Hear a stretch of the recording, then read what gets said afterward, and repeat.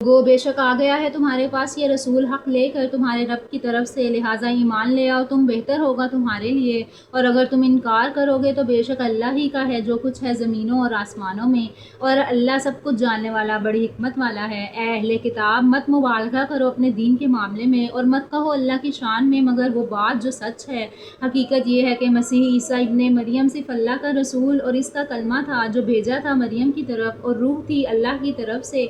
बस ईमान लाओ अल्लाह पर और उसके रसूलों पर, और मत कहो कि इलाहा तीन है।